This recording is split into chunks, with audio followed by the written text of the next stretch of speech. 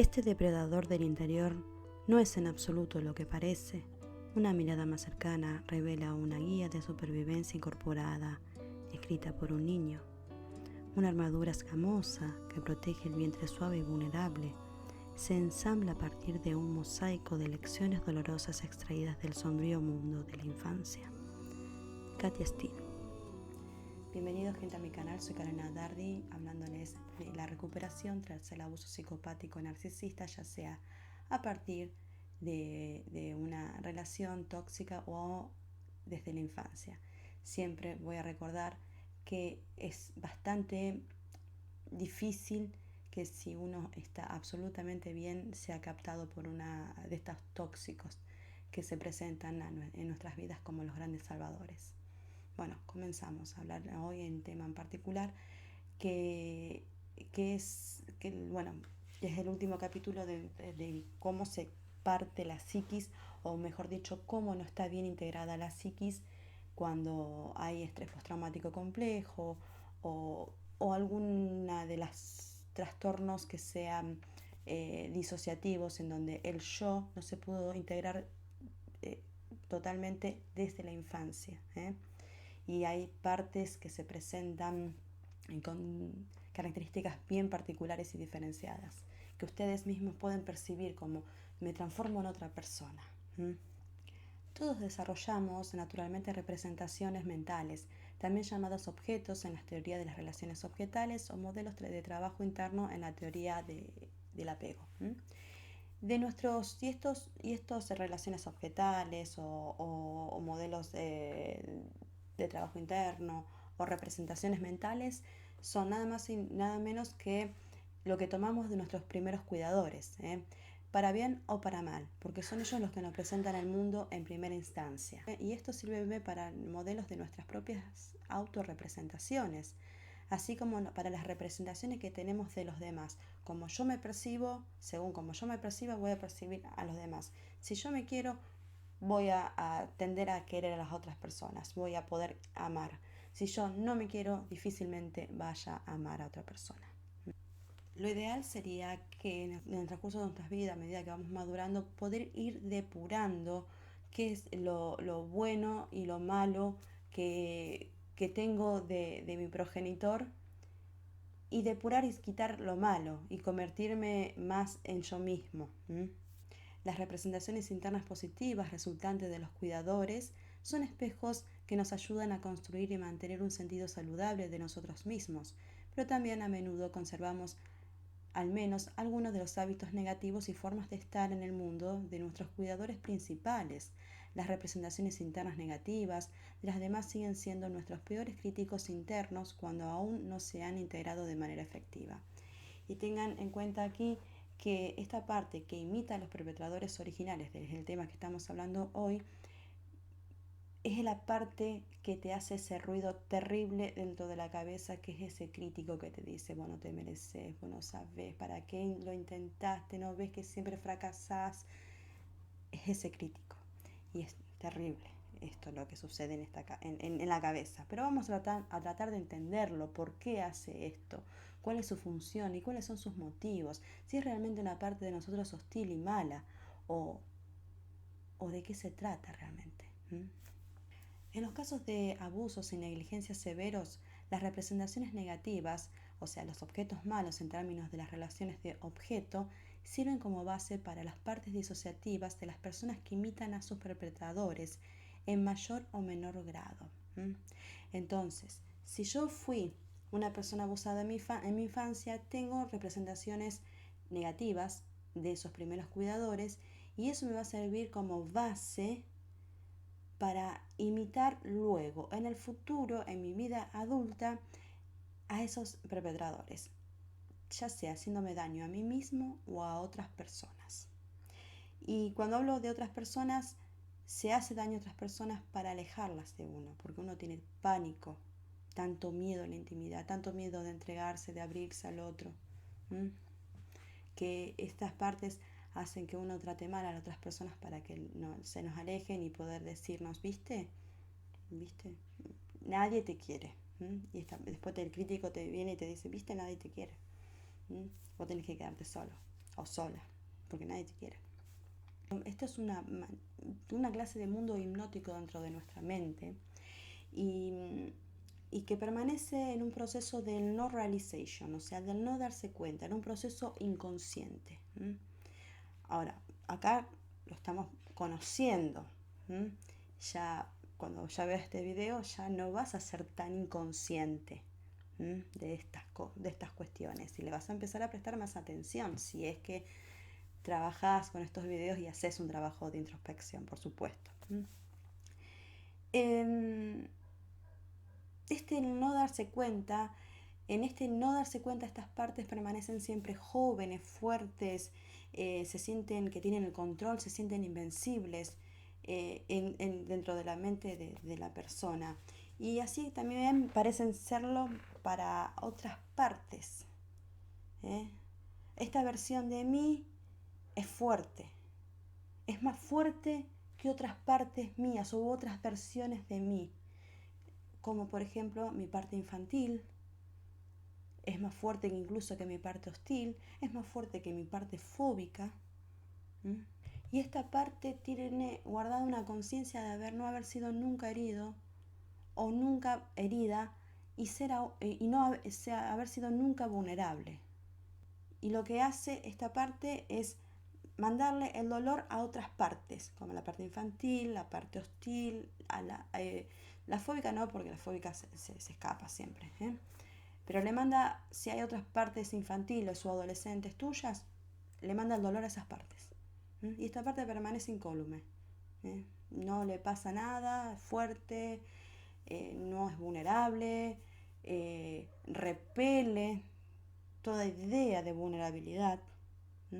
Y esta es una proyección interior que crea para repeler justamente esa idea de vulnerabilidad y que permanece en control y con poder. Desafortunadamente, este tipo de dinámicas internas lo único que terminan asegurando es el continuo abuso, el mismo abuso que continúa desde la infancia, continúa dentro de tu cabeza. Y esta parte la recrea continuamente. Negando la vulnerabilidad, la recrea continuamente en la mente. Y estas partes de uno hacen que induzca a miedo y a la vergüenza,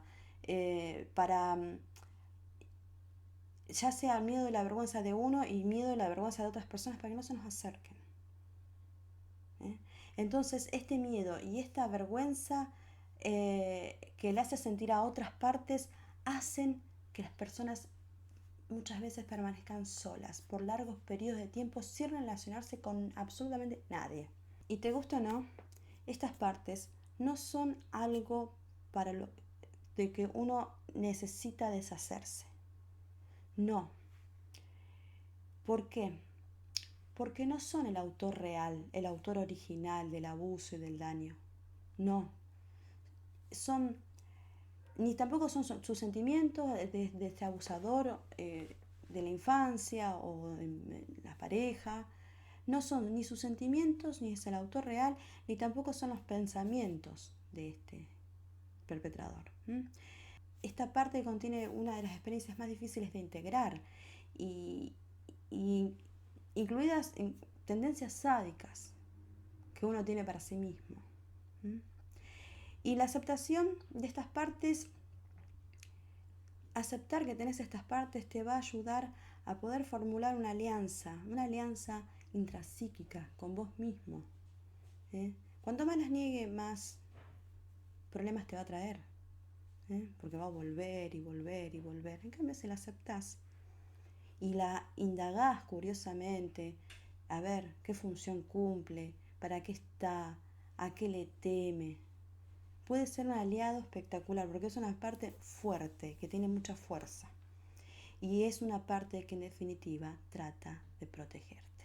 A través del miedo y de la vergüenza, no hables, no digas, cállate, no te vincules con el otro, no salgas de este lugar. Todo eso tiende a protegerte.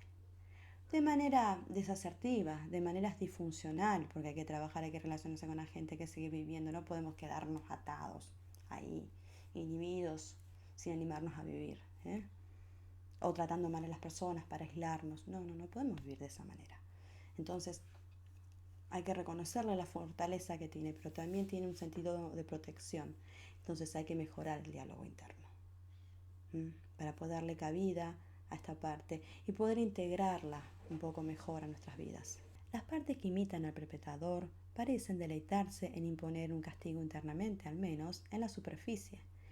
Pero esta es una fachada, aunque fuerte, es una defensa que el terapeuta debe reconocer. Un intento original del paciente por prevenir del abuso estando un paso por delante del agresor. La lógica de estas partes los lleva a incurrir en comportamientos que son como los perpetradores, pero que tienen una función protectora implícita fuera de la conciencia del paciente en su conjunto.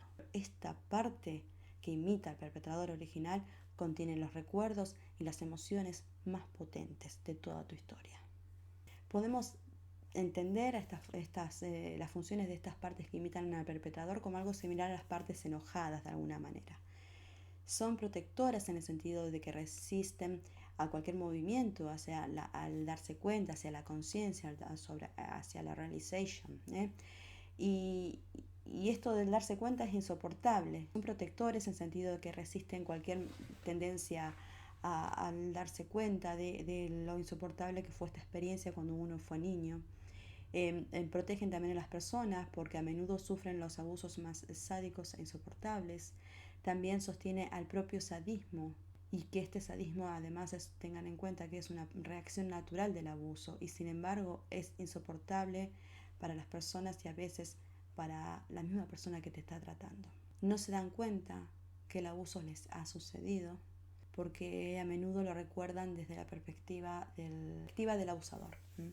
Estas partes ayudan a las personas a evitar el dolor y la vergüenza al sumergirse paradójicamente en la vergüenza, una vergüenza crónica, y mediante también el uso del miedo, la lógica del trance y la vergüenza. Estas partes buscan mantener el frágil status quo del sistema interno de las personas como un todo, recordando a través de la recreación sin recordar explícitamente porque mantienen la no realización, la no conciencia, o sea que se sostiene en un no darse cuenta. Estas partes que imitan al perpetrador aseguran que las personas mantengan una visión negativa de sí mismos, culpándose a sí mismos por lo que les sucedió.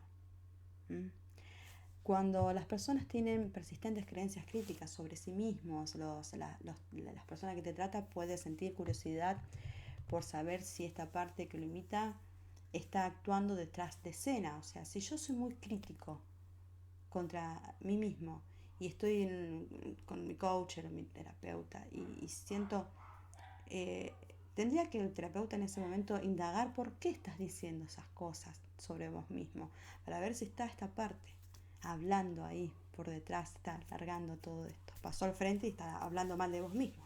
Como mínimo, todo el mundo tiene modelos de trabajo internos negativos o introyectos. Y si son o no partes disociativas reales, si son partes muy disociadas, reales, de esto obviamente tiene que determinarse mediante una evaluación. O sea, no es tan fácil darse cuenta si una persona tiene, todos tenemos modelos de trabajo, introyectos, representaciones internas, según la teoría que uno aborde. Más negativos, por supuesto. Modelos que nos ven a nosotros mismos, que nos vemos como no suficientes, no merecedores, dignos de vergüenza. Entonces, todas estas cosas, hay personas que son más conscientes de esto, que pueden ser más conscientes y no saben por qué les vienen estos pensamientos. Otras personas que directamente le pasa enfrente como otro ser y empieza a agredirlo a sí mismo, agredirse a sí mismo. Entonces, en ese caso, probablemente estaríamos frente a un TID. Que hay distintas clases de TID también, ¿no? TID está, el así el ostentoso, el clásico, el del DSM es muy difícil que se dé. Lo más probable que el TID se dé como el encubierto o se dé como parcial también. Entonces, y hay muchas más personas con TID de lo que se cree. TID es trastorno de identidad disociativo, lo que se conoce como personalidades múltiples, que es sería el ejemplo, yo siempre lo pongo como el ejemplo mayor de toda la disociación que puede llegar a sufrir una persona traumática, por efectos del trauma que ha sufrido desde la infancia. El TID sería lo más alto. Después en el medio estaría el, el estrés postraumático complejo, con el trastorno límite de la personalidad, que hay mucha discusión de que si en realidad existe el estrés postraumático complejo, se trataría solamente de un trastorno límite de la personalidad, nada más y nada menos, por supuesto, de origen traumático, obvio, porque hay trastornos límites que no son de origen traumático, sino eh, cuestiones biológicas. Y después, y como para cuestiones biológicas, miren el video de Otto Kemper que yo he subido sobre el embarazo, cuando la madre ha tenido muchas descargas de cortisol, o sea, ha vivido un embarazo bajo mucho estrés. Véanlo, véanlo. Y después lo mínimo, la disociación estructural sería el estrés postraumático. El estrés postraumático simple, común, y que sería en el caso de sufriste un accidente de tránsito y bueno, y ahora no puedes manejar más porque, que bueno, quedaste traumado por el accidente. Bueno, no puedes darte cuenta de que fue un hecho pasado, sino que lo seguís revivenciando. Básico, hay que trabajar arduamente para incluir estas partes no de uno, no echarlas fuera. En un trabajo terapéutico es lo primero que habría que llamarse para poder crear alianzas, porque es una parte que tiene mucha fuerza, mucha influencia, es una parte que además sabotea terapias. Dice, no, yo estoy bien, no, yo para qué necesito esto, no, esta te está queriendo hacer hablar, cállate, cállate. Y empieza, no, la vergüenza, tienes que tener vergüenza. ¿Cómo vas a decir tal cosa? ¿Y en qué te va a ayudar? ¿En qué te va a ayudar si decís tal o cual cosa? Si no va a hacer nada esta persona. No, no. Salgámonos de acá, salgámonos de acá. Saboteas terapias, esta parte. Estas partes que imitan a los perpetradores originales son partes que las personas que cometen actos de autolesión físicas, que son las más llamativas. Uno cree que uno no se autolesiona cuando se critica, pero es un acto de autolesión también, interna, intrapsíquica, pero es un acto lesivo, autolesivo también. Pero bueno, los que como tendemos a tener más la lupa en manos que el espejo, nos asombra cuando una persona borderline o cuando una persona con TD se lesiona físicamente. Bueno, estas partes son las que lesionan a las partes infantiles. Generalmente las cortan. Y bueno, esto yo lo he explicado en otros videos, que es muy común que suceda. Bueno, la responsable de estas lesiones son estas partes hostiles, estas partes que imitan a los perpetradores originales, que perpetúan continuamente la dinámica de abuso infantil que se ha sufrido en la infancia. Entonces, continuamente se está recreando esa escena. Y además, cuanto menos las aceptemos a estas partes, cuanto más las repudiemos, cuanto más asco nos dé tener una parte así dentro de nosotros, estas partes van a venir a irrumpir con más fuerza todavía. Porque más, o sea, piénsenlo de esta manera. Si más rechazado sos, no te crea, o sea, estas partes tienen muchas defensas y muchas defensas narcisistas. Entonces, esta parte va a venir con mucha ira, con mucha furia a lesionarte porque vos la querés ocultar, la querés callar, le querés hacer de cuenta que no existe. Y esta parte va a reclamar existencia, va a reclamar su lugar, su espacio en el mundo. Además, los pacientes, las personas que tienen en estas partes, las ocultan mucho en terapia. Por ahí está hablándoles, está diciendo cosas y no le transmite el paciente al terapeuta, al coach que lo está tratando, no le transmite lo que esta parte está hablando. Y la persona que está entrenada en disociación estructural, en trauma complejo, en abuso narcisista, siempre y cuando tengas un coacher, porque psicólogo especialista yo que sepa no hay, pero coacher sí, pero tiene que tener una preparación muy finita en el tema de la disociación estructural y conocer estas partes, porque estas partes son las que generalmente siempre regresan con los abusadores para recrear, todo este ciclo, para recrear todo este abuso, para no salir nunca del abuso original infantil. Estas partes que imitan los perpetradores son las partes que te vinculan con relaciones tóxicas. Repito, estas partes que imitan a los perpetradores originales son las partes que te relacionan con las personas abusivas, con personas que cometen sobre vos abuso narcisista. ¿Por qué? Porque la parte infantil reclama apego, cariño, protección, cuidado, y la parte que imita a tu perpetrador original te trae una persona que parece ser que te va a brindar cariño, protección y cuidados, pero es un perpetrador, es otro perpetrador. Y esta persona, esta parte tuya que imita al perpetrador, te lo trae para calmar los deseos de la parte infantil tuya. Pero después, cuando ese abusador te hace daño, esta parte te dice, ¿viste? ¿Para qué querías tener una pareja? ¿Viste? Vos no te lo merecías. Es mejor quedarnos solos. Estas son las dinámicas que se generan en la mente de uno. Conocer estas partes es tomar el control de nuestra existencia, tomar el control de nuestras emociones, de nuestra historia. Ser más conscientes y ser menos vulnerables. Cuando nosotros permanecemos negando estas partes y las ocultamos, nos ponemos más vulnerables frente a las personas que allá afuera, que hay gente buena, pero hay también unos pocos malos que quieren extraer algo de vos. Y como vos tenés partes infantiles que necesitan apegarse, se apegan a cualquier cucaracha. Porque esta parte, lo único que conoce, esta parte que imita al perpetrador, lo único que conoce son cucarachas.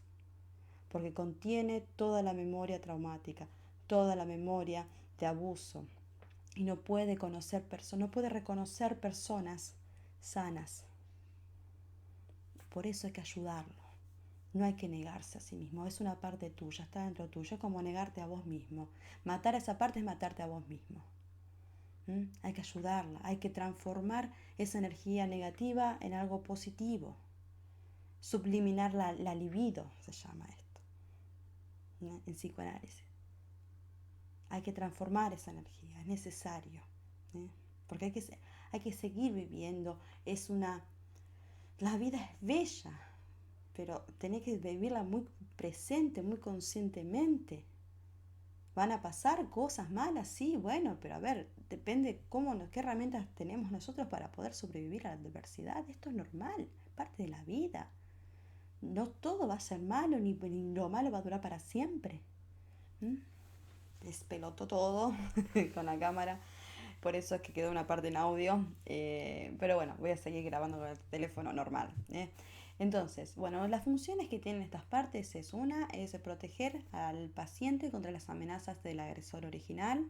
La parte que imita al perpetrador repite las amenazas internamente para evitar que el paciente lo diga.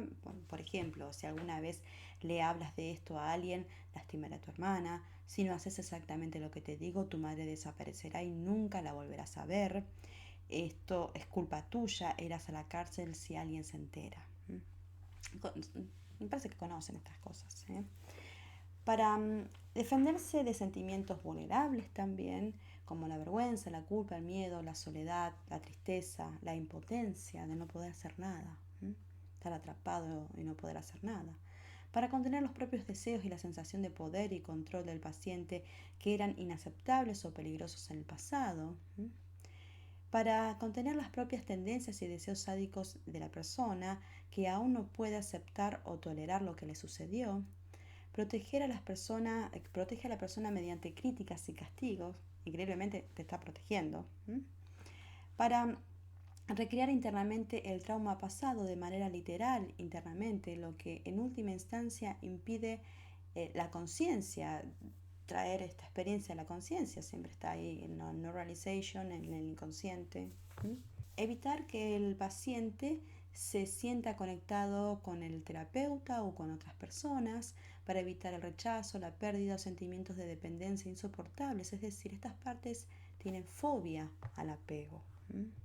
Bueno, por supuesto que para un terapeuta no es fácil aceptar la peor parte, la peor versión de sus pacientes cuando sacan toda su ira. ¿Mm?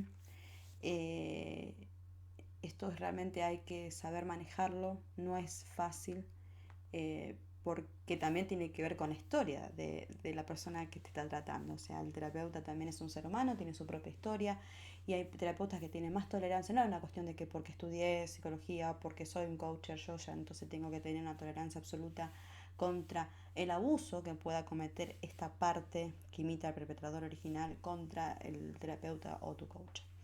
No, cada persona tiene una historia y hay personas que tienen más tolerancia y otras personas tienen menos tolerancia a, a soportar a estas partes.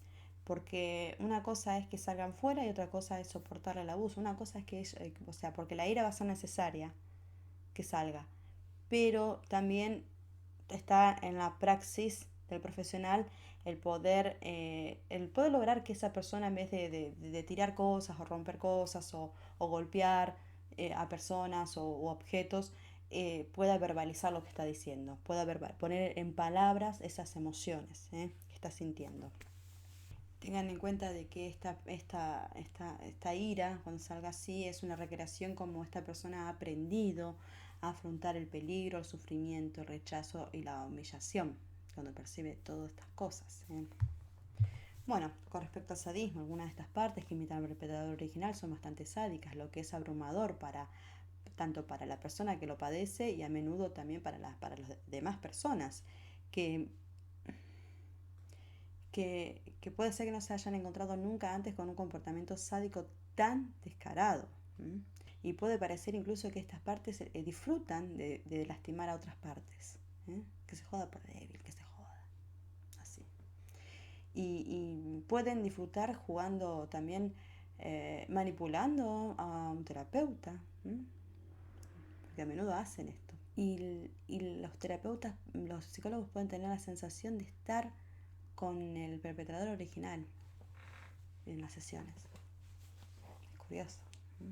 Es fundamental en estos momentos recordar que esto no es así, que estas son defensas de las vivencias que se han experimentado y que no son personas reales, sino que son introyectos, modelos de trabajo interno, relaciones objetales, como te guste llamarlo. Pero no es real, es algo que está en la mente. Son fantasmitas, fantasmotes estos más bien, pero no son reales, y se pueden, evaporar no desde que desaparezcan como dije antes, pero sí cambiarles la función, esa energía, convertirla en algo más positivo. Estas partes que imitan al perpetrador son generalmente las que mantienen unida la no conciencia.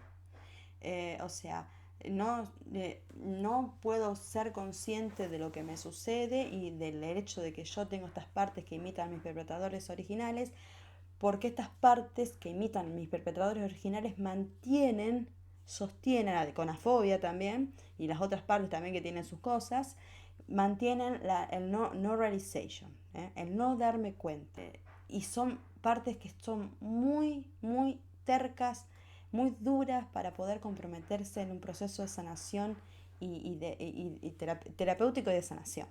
Pero una vez que estas partes aprenden de la compasión, aprenden a ser compasivas, entonces pueden ser traídas a este proceso terapéutico de sanación y pueden ser muy buenos aliados y muy buenos protectores, en vez de ser una parte que imita al perpetrador original. Puede ser una parte que tiene prudencia, que tiene conciencia, cómo, con quién.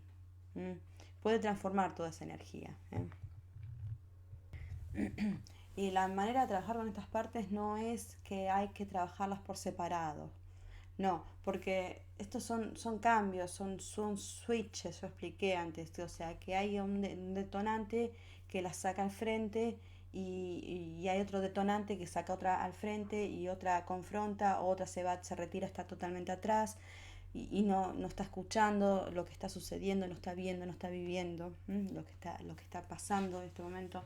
Entonces, es mejor que se aprovechen esos switches para que pueda haber esa conciencia, para que todas las partes puedan estar ahí presentes de alguna manera y escuchando y participando, opinando, deliberando, criticando tal vez, pero pudiendo verbalizar todas estas cosas que es necesario que puedas, que saques que la vergüenza, que esta vergüenza tan tóxica que cuando estás haciendo un trabajo terapéutico muchas veces uno no dice tal cosa porque que va a pensar el psicólogo de mí, y el psicólogo en tu discurso ya sabe todo lo que vos pensás de vos y lo que vos podés llegar a pensar de él, ¿eh? Entonces hay otras, uno en el discurso se echaba tanto, pero bueno, esto, sacarte esta vergüenza, pues es necesario que también que salga esto para que el terapeuta pueda explorarlo y pueda ayudarte a reconvertir toda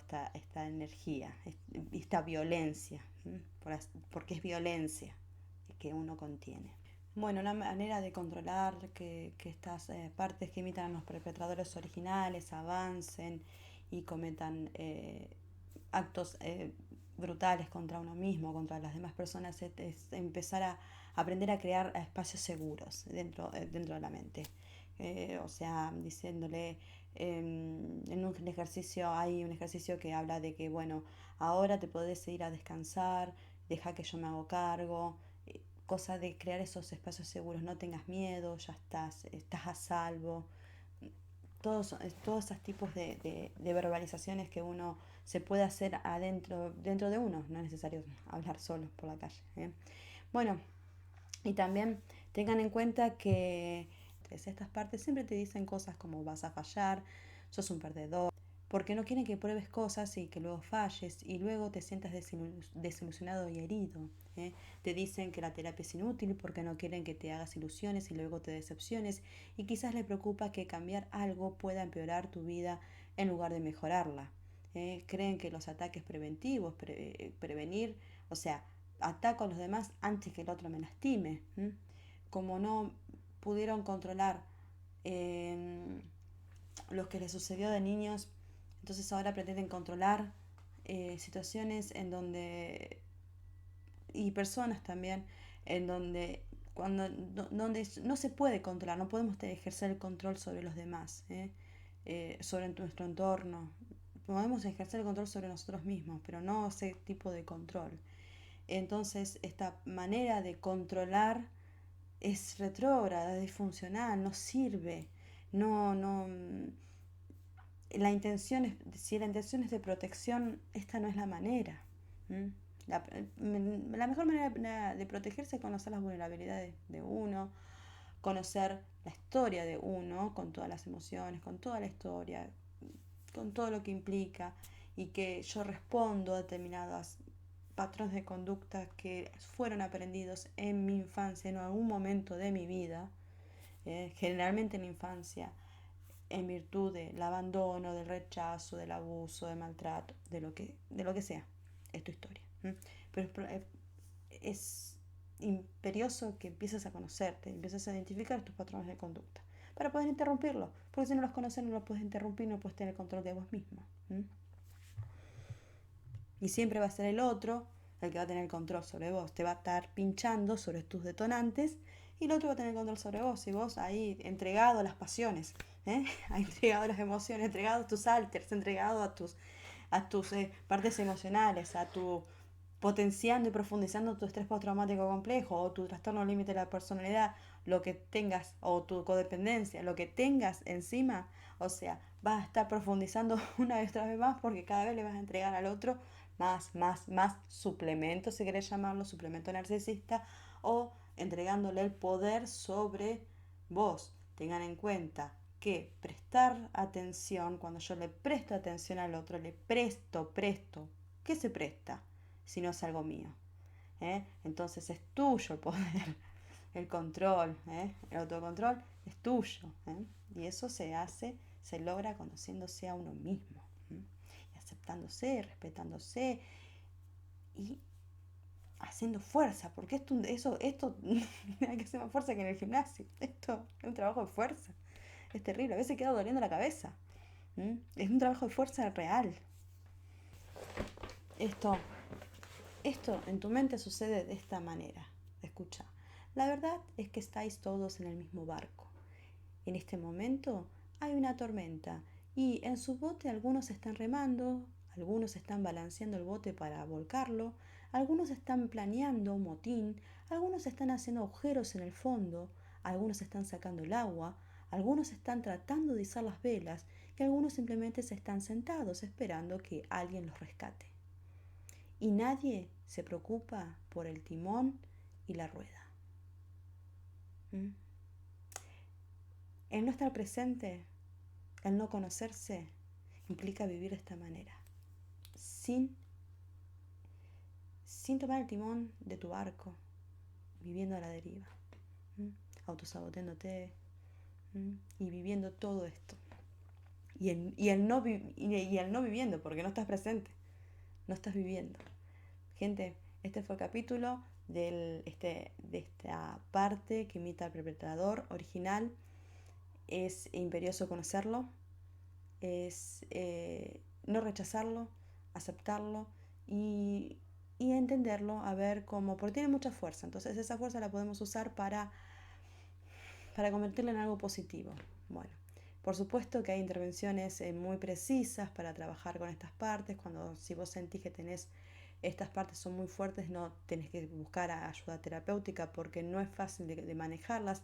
Hay preguntas específicas. Esto se trabaja, no hay nada raro, sino que hay intervenciones. Intervenciones son preguntas específicas o situaciones, escenarios que te ponen las personas que saben manejar esta parte para poder lidiar con todas estas cuestiones. No hay que estar entrenado realmente, hay que saber hacerlo. No es fácil, no cualquiera lo saca. Este capítulo está basado en el libro sobre el tratamiento en trauma relativo a la disociación. Es un libro que está en inglés, lamentablemente. Es un libro dirigido a profesionales, no es un libro para el público en general, porque contiene las intervenciones que son necesarias para poder integrar todo este yo disociado. Entonces, gente, bueno, le mando un saludo grande y bueno, activen la campanita, suscríbanse al canal, miren los otros videos sobre las partes disociativas, también que he estado hablando sobre la fobia, las partes infantiles, lo que no me gusta de mí, o sea, mis partes hostiles. Y este sería el capítulo de lo que menos me gusta de mí. Pero bueno, hay que empezar a aceptarse un poco más e integrarse, tenerse un poco más en cuenta y en consideración y con compasión. Un beso grande, hasta luego.